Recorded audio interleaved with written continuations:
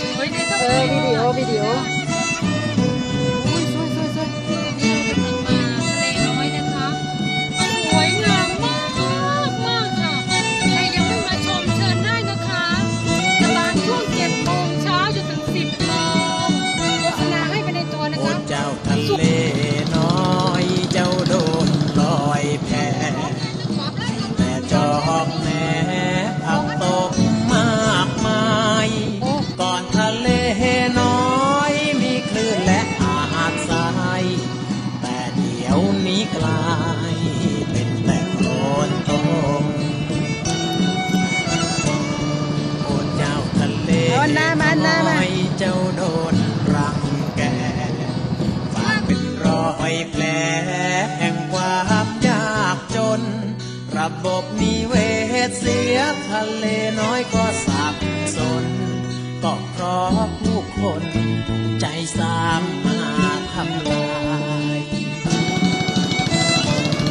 ประวัติทะเลน้อยพื้นน้ำใสป่าพรุต้นไม้อีกพันไม้ใต้ทาราสัตว์ป่าสัตว์น้ำเจ้านกน้ำงามสง่าดอกบัวงามตาฝูงปลาว่ายเวียนวนโอ้เจ้าทะเลน้อยเจ้ายังคอยรอเฝ้าแต่วอนขอความกรุ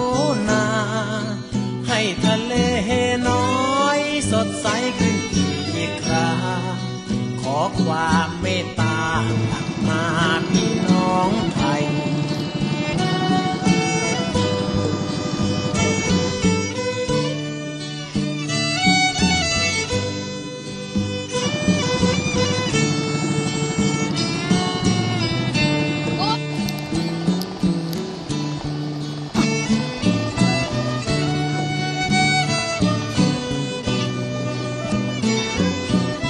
อันนี้เขาทางการเขาบอกว่าเอาถอนไปกินได้นะคะเพราะว่าเดี๋ยวมันก็จะได้แบบสัดเปลี่ยนงอกขึ้นมาอีกเพราะ